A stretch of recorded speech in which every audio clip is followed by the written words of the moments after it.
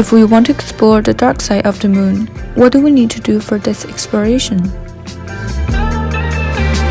To map an environment, we could use different sensors to measure different features, and with the collected data, we will be able to recreate the environment.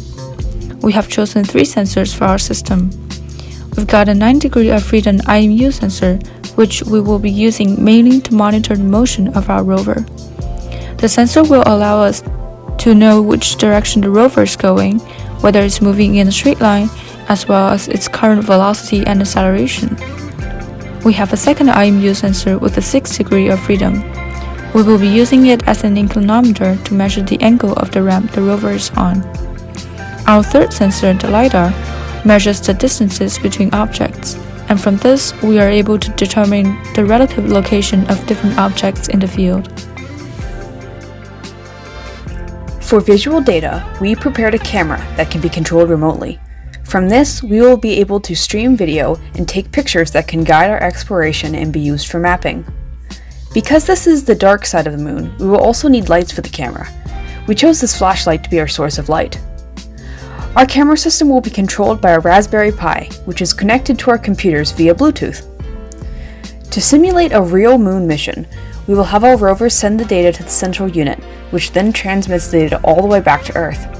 The sensor data will be transmitted through the XB modules wirelessly and sent to our computer. As you may have noticed, we have 2 rovers total in this system.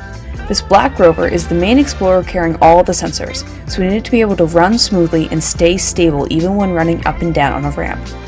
Our central unit is carried by a smaller white rover. Maneuvering the central unit around the environment will allow us to use our LiDAR to measure the relative distance between our rovers in an open field, which will aid in mapping. Last but not least, we have a weight limit for the whole system, as there will be for a payload of a real-life rocket. Thanks to our supporters, whose names will be added on the 3D printed board that we designed ourselves, we were able to increase our weight limit to 600 grams. And yes, we know the current printed version of the names look pretty bad. We're in the process of fixing it. At the end of this video, we'd like to acknowledge that our entire team was brand new to projects of this sort and started from scratch. This has been a rich and educational experience for all of us, and we're proud of the progress that we have made.